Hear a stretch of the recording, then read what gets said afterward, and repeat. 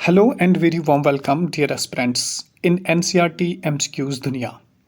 तो इस चैनल पे आपको एनसीईआरटीज़ के एमसीक्यूज़ मिलेंगे, मोस्ट स्पेशली फ़िलहाल ज्योग्राफी, हिस्ट्री एंड पॉलिटी यानी सिविक्स के। तो डिटेल्ड एमसीक्यूज़ और माइंड मैप्स के थ्रू मैं आपको समझाऊंगा इस चैनल के थ्रू।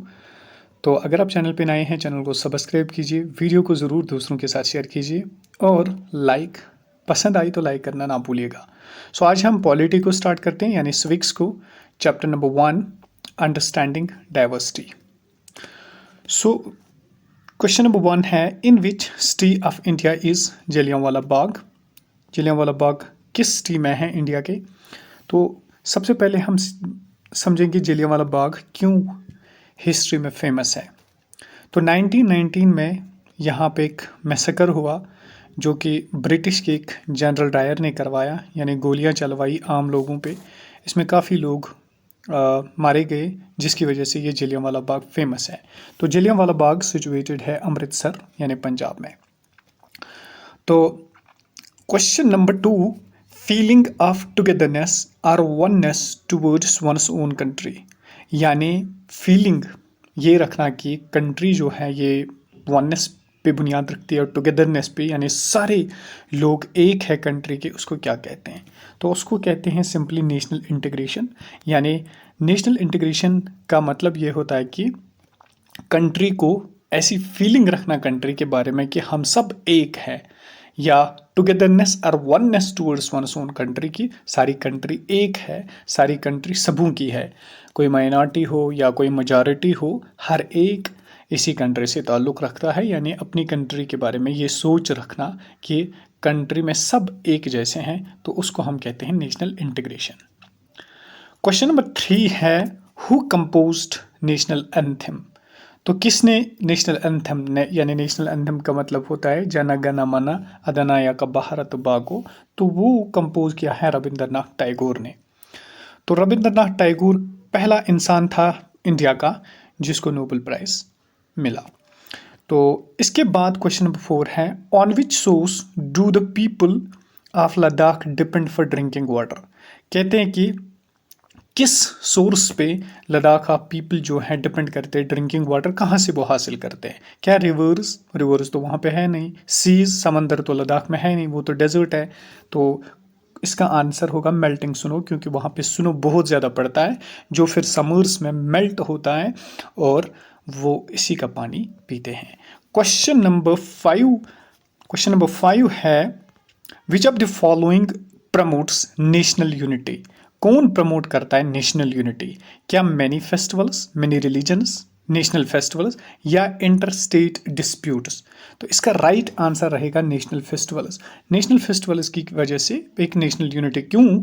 क्योंकि नेशनल फेस्टिवल्स हर एक मनाता है, चाहे वो सिख हो, चाहे वो क्रिश्चियन हो, चाहे वो मुस्लिम हो, चाहे वो हिंदू हो। तो नेशनल फेस्टिवल की वजह से नेशनल यूनिटी पैदा होती है। अच्छा, question number 6, Jewish and Arab traders were first to come in. Jewish और अरब ट्रेडर्स सबसे पहले कहाँ पे आए थे? तो इसका राइट आंसर होगा केरला। केरला अगर आप देखोगे तो केरला यहाँ पे है, थोड़ा सा इंडिया का मैप यहाँ पे बनाएं तो केरला यहाँ पे है साउथ वेस्ट कॉर्नर में।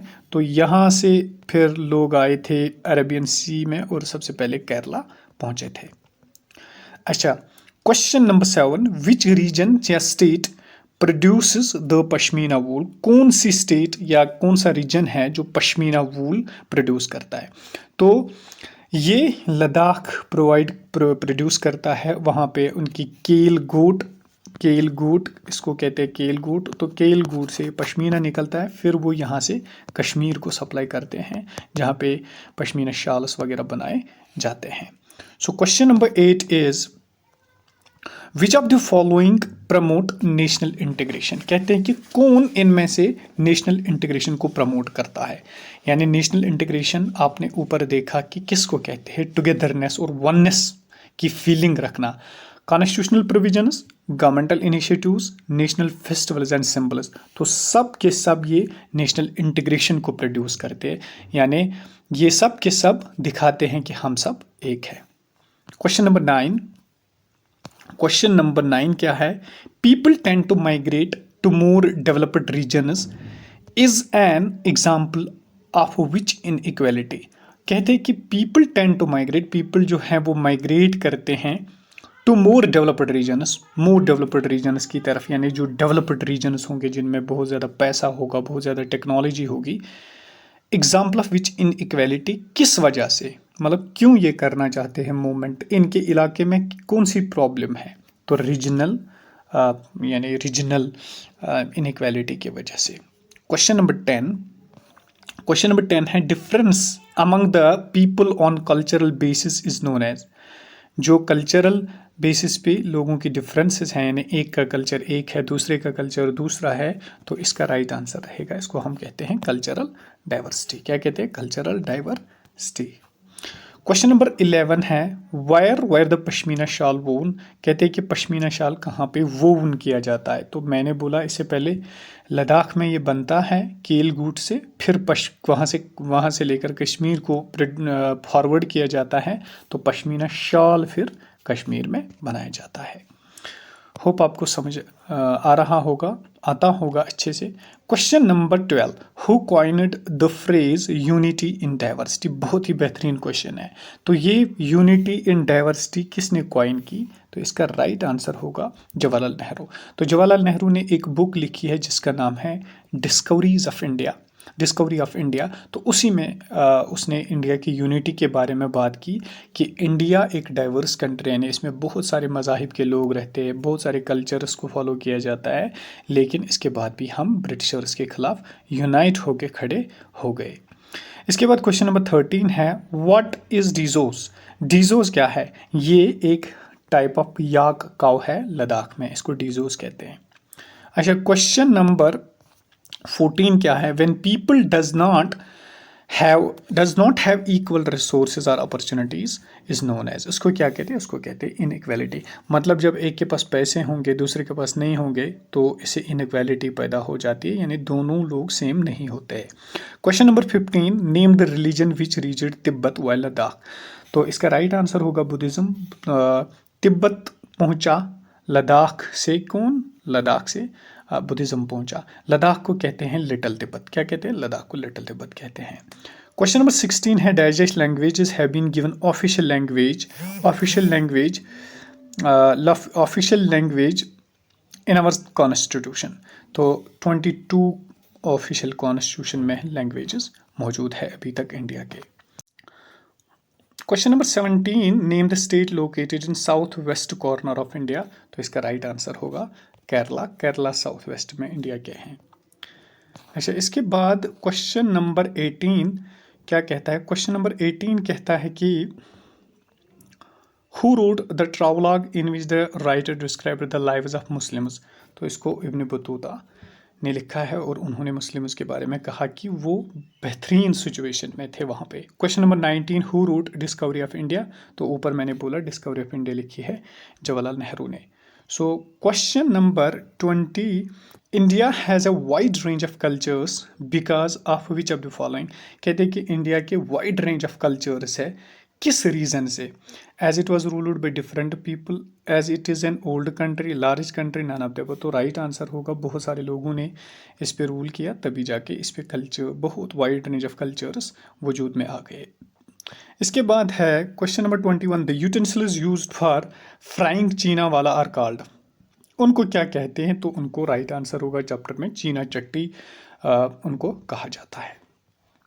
Question number 22 which of the following is an example of extremism that affects national integration. कहते हैं कि इनमें से कौन सा है एक्सट्रीम, यानी जो ज्यादती करता है, जो इफेक्ट करता है नेशनल इंटीग्रेशन को।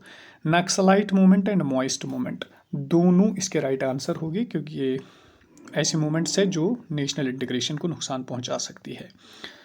इसके बाद question number 23 in what manner are Kerala and Ladakh quite different. कहते हैं कि किन मैनर्स में लद्दाख और केरला डिफरेंट है। तो इसका राइट आंसर होगा जियोग्राफिकल फीचर्स। क्यों? क्योंकि लद्दाख में बारिश नहीं पड़ती है, कोई एग्रीकल्चर नहीं है, वहाँ पे एग्रीकल्चर भी है, बारिश भी पड़ती है, और वहाँ के ग्लोबल फीचर जियोग्राफिकल फीचर्स अलग है और केरला के अलग है। Question number 24 the dash of country is its custom, religions, music and even dances। 24 का राइट आंसर होगा कल्चर।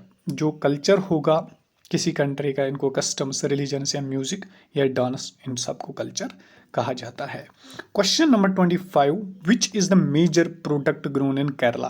केरला में सबसे ज़्यादा क्या स्पाइसेस बोए जाते हैं, जिसकी वजह से फॉरेनर्स वहाँ पे आए इन्हीं को देख के।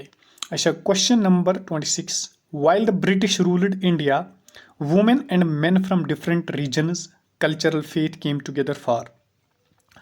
किस लिए जो जो ब्रिटिश रूल्ड इंडिया, जब ब्रिटिश ने रूल किया इंडिया को, वुमेन और मेन जो थे डिफरेंट रीजन्स के, कल्चर्स के, रिलीजन्स के, तो उन्होंने क्या किया उनके साथ, तो इसके अपोजिंग देम उन्होंने ब्रिटिशर्स को अपोजिट किया। चाहे मुस्लिम थे कोई, चाहे हिंदू था, चाहे सिख था, सबों ने अपोज किया ब्रिटिशर्स का। क्वेश्चन नंबर 27, तो देखिए कितना बेहतरीन क्वेश्चन है।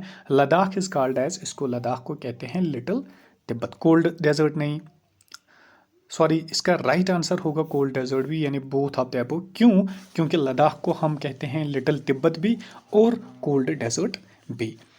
तो इसका राइट आंसर होगा ये B, both of these, right. So question number 28 क्या है? India is a secular country, it does not oppose any. कहते हैं कि इंडिया एक सेक्युलर कंट्री है, ये किसको अपोज नहीं करती है? नेशनलिटी, डाइवर्सिटी, कास्ट, नो, किसी रिलीजन को अपोज नहीं करती है। क्वेश्चन नंबर 29 क्या है? अब लास्ट 2 क्वेश्चंस बचे हैं। क्वेश्चन नंबर 29 क्या है? The fertile land and humid climate are suited for growing. किसके लिए फर्टाइल लैंड और ह्यूमिड क्लाइमेट की ज़रूरत है? तो इसको हम राइस कहते हैं। राइस के लिए एक फर्टाइल लैंड की ज़रूरत होती है और एक ह्यूमिड क्लाइमेट, यानी उसमें थोड़ा सा पानी वगैरह रहना चाहिए। Question number 30, what made Kerala an attractive place for trade. तो ऊपर हमने डिस्कस किया, मतलब केरला में क्यों लोग आते थे कारोबार करने के लिए, तिजारत करने के लिए। तो राइट आंसर इसका होगा स्पाइसेस, वहाँ पे बहुत सारे मसाले बनते थे जिसकी वजह से लोग वहाँ पे आते थे। सो यहाँ पे 30 क्वेश्चंस हमने किए चैप्टर नंबर 1 के। इसी तरह मैं सारे चैप्टर्स के क्वेश्चंस आपको करवाऊंगा, लेकिन आप इनको ज़रूर शेयर कीजिए और लाइक कीजिए और कमेंट कीजिए। अगर कहीं पे आपको कोई इम्प्रूवमेंट की मतलब नीड पड़ती है, या आप मुझे सजेशन करना चाहते हो कि इम्प्रूवमेंट करने की ज़रूरत है, तो आप मुझे लिख लीजिए, इंशाल्लाह मैं ज़रूर करूँगा। तो आप इनके आंसर्स आप यहाँ से देख सकते हैं। Thank you so much.